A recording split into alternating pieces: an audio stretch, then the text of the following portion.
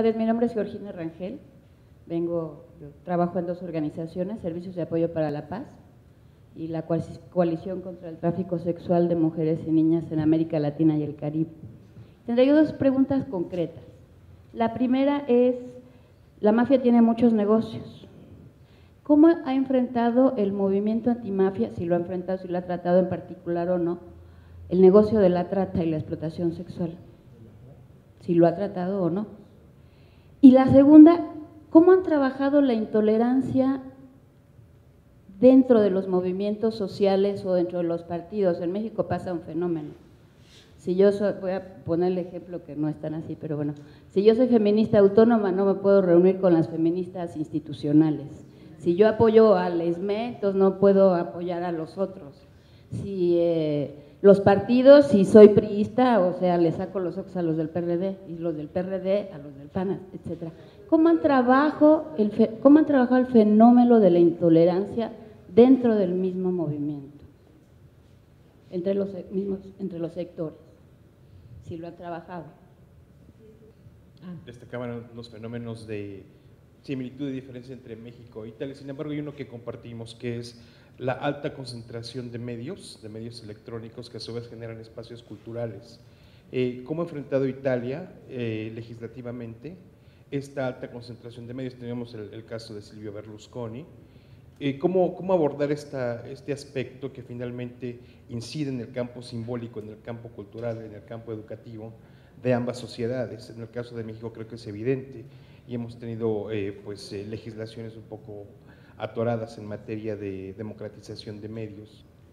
Hola, yo soy Xinia Carranza, de la organización Tianguis Indígena, Espacio de Encuentro de las Culturas Originarias. Mi pregunta es con relación hacia los defensores y defensoras de derechos humanos y de toda la gente que está en los movimientos. Bueno, aquí en México estamos viviendo una situación crítica con relación hacia toda la hostigación hacia el movimiento social y las amenazas a las defensoras y defensores. No sé en Italia si ustedes vivieron una situación así y qué hicieron ante esta acción. Ahora hay gente muerta, desaparecida y amenazada por el hecho de estar en los movimientos sociales en contra de la mafia y de las propias protestas hacia el gobierno. Por lo que se refiere a la pregunta del señor, que me parece quiere saber si también en Italia hay regiones más afectadas por organizaciones criminales. Yo creo que no se puede hacer una comparación entre México e Italia. No solo porque la delincuencia organizzata que actúa en Italia y en México tiene orígenes históricas, económicas y sociales completamente diversas. Ustedes bien pueden entender como el fenómeno mafia, ma che es mafia in Sicilia, 'ndrangheta in Calabria o la Sacra Corona Unita in Puglia, nella regione Puglia, o la Camorra in Campania, son organizaciones criminales que tienen tradiciones, digamos, culturales o subculturales o históricas completamente diversas de los cárteles. Anche culturalmente son fenómenos también culturales, no solo fenómenos criminales. Quindi hacer una comparación entre la situación mexicana y la italiana sería prácticamente imposible porque son fenómenos incomparables. No sé si Claudio está de acuerdo conmigo.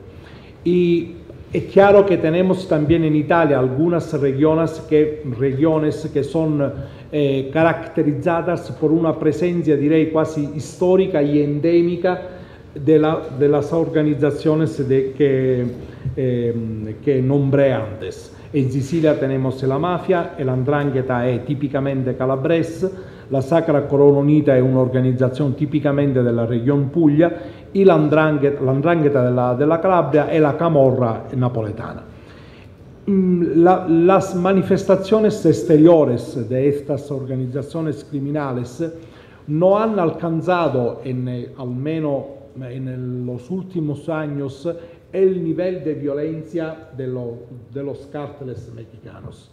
Las razones, en mi opinión, son que los cárteles se hacen una guerra entre ellos para el control del territorio y tienen una verdadera concurrencia, competencia entre ellos, mientras las organizaciones de tipo mafioso, entre comillas, de cualquier manera después se podrían llamar en varias regiones, pero generalmente hablamos de fenómeno mafioso para referirnos a los cuatro tipos de organizaciones. En este momento histórico son caracterizadas por una estructura piramidal que tiene una cumbre, que tiene un vértice, que asegura de una cierta manera la falta de competición entre las andrinas de Calabria o las familias mafiosas en Sicilia. Hemos tenido también nosotros una guerra de mafia, como se llamaba, en Sicilia en los años 80 y 90, en el 'Ndrangheta, Claudio es más competente de mí, en el año 80, ¿no? Y 90, pero después periodos de guerra entre las organizaciones, aunque presente un carácter unitario entre las familias, históricamente podemos decir que estos fenómenos mafiosos no han alcanzado el nivel de violencia y de fuerte contraposición entre ellos, salvo que en algunos periodos históricos. Quindi sobre este perfil hay questa profonda differenza probabilmente determinata dall'hecho che è una struttura más unitaria que tiene cioè una comisión, un organismo de coordinación que sirve también a prevenir esta fuerte contraposición entre la misma organización. Por lo que concierne poi la difusión de esta criminalidad en regiones tradicionalmente que no tenían una tradición de criminalidad, ahora nosotros sabemos, por ejemplo, que la 'Ndrangheta sea muy difundida en Lombardía, en las regiones donde tradicionalmente parecía que era completamente inmune de este fenómeno.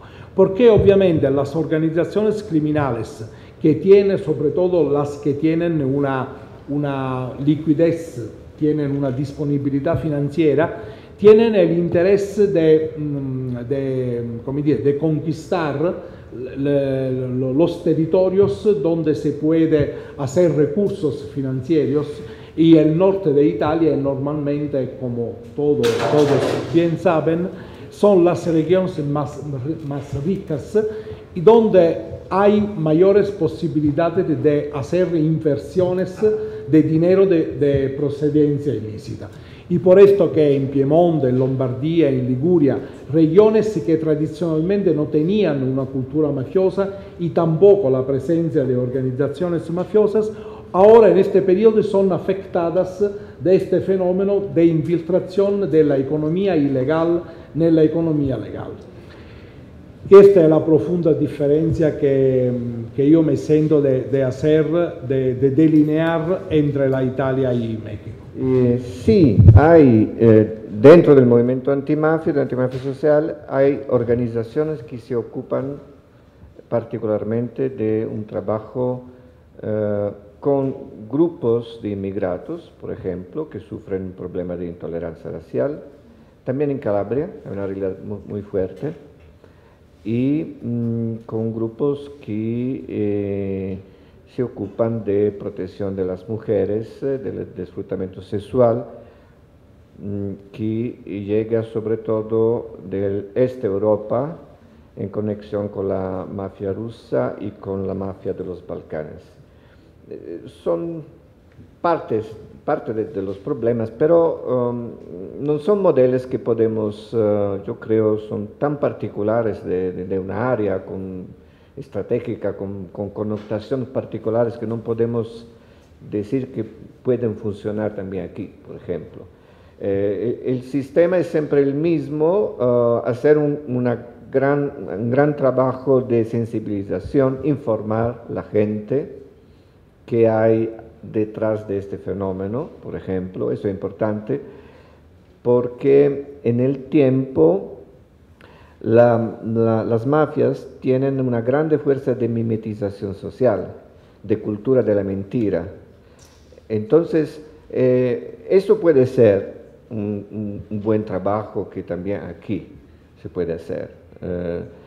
No examinar solamente el problema, pero sensibilizar las personas, la gente, aprofundizando el nivel de estudio y de conocimiento en forma calitativa y cuantitativa. Víctima y desaparecidos, yo pienso que hay un trabajo que también aquí es posible hacer sin tener el problema de ser matado. Las víctimas, si son anónimas, no son víctimas. Son víctimas si esto lo sabemos, sí, si tienen un nombre, una identidad, una biografía, una historia. Esto es importante. Sabemos que funcionó para otro tipo de matanza, en Alemania, en Sudamérica, que está funcionando en Italia y que puede funcionar también aquí. Si continuamos a decir 50.000 muertos, 20.000 muertos, es un universo espectral de anónimos, no funciona. Funciona escribir nombre y apellido en todos los muros, hacer ese trabajo en la escuela. Eso no es un trabajo peligroso, porque el mafioso o el narco no entiende, primero. Segundo, porque el mafioso, el narco, tiene una familia donde fueron matados 4 o 5 personas. Y también él tiene la posibilidad de reconstruir la biografía de una persona que se murió a 5 años, a 10 años, a 20 años. Entonces, ese es un trabajo que puede funcionar. Restituir la identidad, reconstruir la historia. También, claro, asistencia a las víctimas, a los familiares de las víctimas. Hay muchos niveles de asistencia. Un nivel que puede ser visible y agresivo en un lugar protegido. Un nivel que puede ser más escondido, que puede con una organización que existe en el territorio, que puede garantizar una protección y una confianza. Nosotros tenemos en la historia del movimiento antimafia casos emblemáticos de reacción a una injusticia que fueron resolvidos porque había la madre de un hijo que no quiso, ¿cómo se dice? Resignarse a la muerte. Sí. Resignarse. Son casos importantes que explican una parte de la historia de conexión entre servicios secretos, Estado y mafia italiana. Fueron resolvidos para la obstinación de una mujer, por ejemplo. Porque esta mujer dijo, no, mi hijo tiene que haber justicia, ¿no? Entonces, hay varias formas de asistir, de proteger las víctimas, de los familiares de las víctimas. Aquí yo puedo decir que tenemos modelos, sí, hay modelos. Tercera cosa era, sí, los medios de comunicaciones. Bueno, hay una posibilidad de reacción frontal, es decir, en mi ciudad, por ejemplo, hay 2 o 3 periódicos que son mafiosos, digamos. Podemos pensar a un periódico, 2 periódicos que hacen el mismo trabajo en forma contraria, ¿no? Pero nosotros no tenemos dinero, pero tenemos una fuerza diferente, que es la agregación. Entonces, por ejemplo, hay una forma pobre de trabajo con los medios de comunicaciones, que hacer, por ejemplo, la radio web, la televisión web, con los jóvenes, con los chicos, ¿no? Parece inocua, pero no es inocua, tiene una grande fuerza. Segunda posibilidad, y es una posibilidad que la elección política en Rusia, la revolución en Egipto y en Tunisia ha demostrado que el Social Forum es un mundo que puede ser manipulado también para los pobres. Claro, es necesaria una forma de estudio, ¿no es? Sí.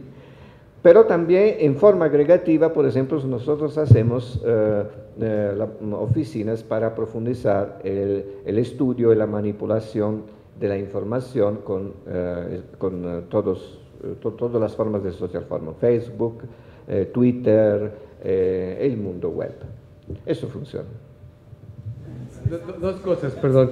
Yo quisiera, aunque las preguntas fueron referidas por el interés sobre Italia a los compañeros panelistas, pero quisiera dos cosas decir. Una, a propósito de la pregunta, más que de la pregunta, de lo que Daniel dijo que era su profesión, arquitecto. Y yo quiero usar tu referencia, porque me parece que a veces el riesgo de estos temas es como ponerlos muy en el campo de los abogados, asunto de leyes, de instituciones, de justicia, de policía, sí son, pero no solo. ¿Cómo lo ampliamos? O sea, hoy cuando empezamos a hablar de víctimas, cada vez hay más necesidad de psicólogos, de médicos, de psiquiatras, trabajadores sociales. Hoy cuando hablamos del tema de cómo le hacemos alternativa a la violencia, los arquitectos son fundamentales. O sea, el diseño de nuestras ciudades, de nuestros barrios, de nuestras calles, decía un amigo, no genera la misma sensación de seguridad ir en una calle oscura y pelona a una calle iluminada con plantas y árboles. O sea, lo simplifico. Entonces, yo digo, ¿cómo también entendemos que hoy este tema de la construcción de alternativas supone eso, poner en juego otros saberes, otros conocimientos para la construcción de la alternativa? No es solo asunto de abogados, es, yo diría, un tema de construcción interdisciplinaria de las estrategias. Y uso a propósito de lo que tú mencionaste. Y lo segundo, yo creo que hemos también hablado, y creo que está muy presente en mucho de la reflexión y de la preocupación, el tema de la violencia generada, producida por la delincuencia organizada, y es real. Pero yo creo que, y algo Octavio mencionaba, yo creo que hay que empezar a hablar de las violencias en plural, porque cada vez hay más manifestaciones de violencia, no solo de la delincuencia, sino también como forma de relación social.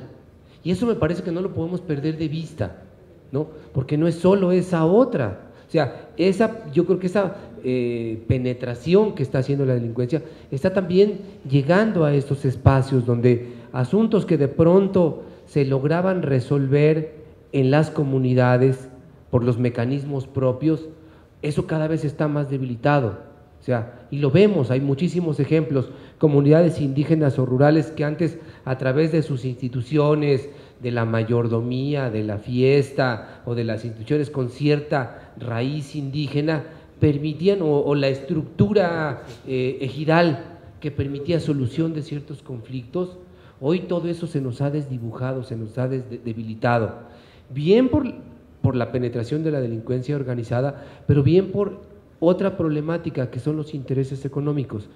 Las grandes inversiones para construir urbanización salvaje, proyectos productivos de agroindustria, proyectos turísticos que llegan y corrompen y dividen a las comunidades y debilitan lo que históricamente eran las instituciones que permitían las soluciones dialogadas. Hoy eso lo estamos perdiendo, y eso que genera soluciones violentas. Entonces me parece que habría que ampliar también la discusión en esta perspectiva, ¿no? Perdón, no fueron preguntas que pusieron, pero a propósito de la reflexión me parecía pertinente ponerlas sobre la mesa.